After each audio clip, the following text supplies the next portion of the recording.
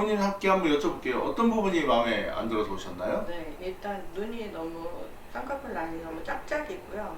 네, 뜨는 것도 되게 불편하고 그리고 꺾어진 부분이 있어서 인상이 너무 많이 변했어요.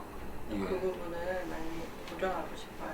오른쪽 눈 보면은 눈이 좀 크기도 하지만 꺾였잖아요. 중간에 가다가 이렇게 꺾인 부분이 있어요.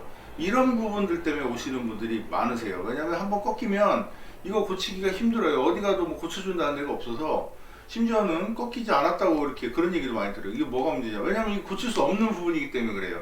쌍꺼풀을 만들고 쌍꺼풀 라인을 만들고 이렇게 모양을 다듬는 거는 그 경험 있는 의사들이 할 수 있지만은 문제는 이렇게 꺾인 거, 이쪽도 꺾였지만 더 꺾였어요. 이거는 정말 고치기 힘듭니다. 또 하나는 눈 앞쪽이 아웃라인으로 빠지면서 선이 가잖아요. 이렇게 되면 이게 한국 여성분들한테는 주름처럼 보여요. 그래서 여기는 좀 얇게 시작해야 돼요. 속에서 얇게 나와야 쌍꺼풀처럼 보입니다. 그 두 가지를 해결할 계획인데, 눈이 꺾이면 왜 문제냐면, 이 꺾인 거는 상당히 인위적이란 말이에요. 수술하다가 꺾이는 거거든요. 선천적으로 이렇게 꺾인 분 보신 적 있습니까? 물론 있긴 하겠지만은 이렇게 꺾인 거는 되게 수술하다가 여기서 당기니까 끌려와서 꺾인 거거든요. 당기니까 꺾이는 거예요. 근데 이거를 잡지를 못하면 이렇게 돼요. 드디어 수술이 끝났습니다. 자, 여러분 결과 궁금하시죠? 한번 본인께 여쭤볼게요. 잘 된 것 같아요? 네, 너무 마음에 들고요.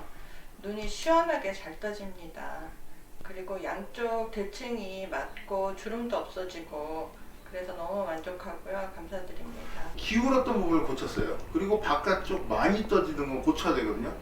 바깥쪽만 떠지고 기운 거, 이거를 안쪽이 떠지고 이쪽은 덜 떠져야 돼요. 그래야지 둥글게 나오죠. 이쪽도 마찬가지예요. 이쪽은 기울면서 함몰됐었거든요. 지금 보면 함몰된 부분이 훨씬 덜해 보이는 거 보실 수가 있고요.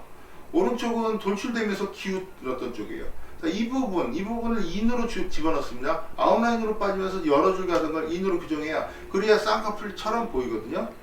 이쪽도 마찬가지로 인라인으로 규정했습니다. 자, 상당히 비슷하게 규정을 했는데요. 원래 오른쪽 눈이 크고 돌출되고 눈꼬리가 높았던 부분, 그리고 많이 떠졌던 바깥쪽 부분, 둥글고 길게 규정을 했습니다. 자, 눈이 한번 꺾이게 되면 그거 참 교정하기 쉽지 않아요. 왜냐면 속눈썹 위에 있는 연고를 잡아줘야 되기 때문인데요. 그러니까 원래 그런 게 아니고 수술하다 그렇게 된 거예요. 그거를 제가 다시 둥글게 규정한 사례를 여러분들께 보여드렸습니다.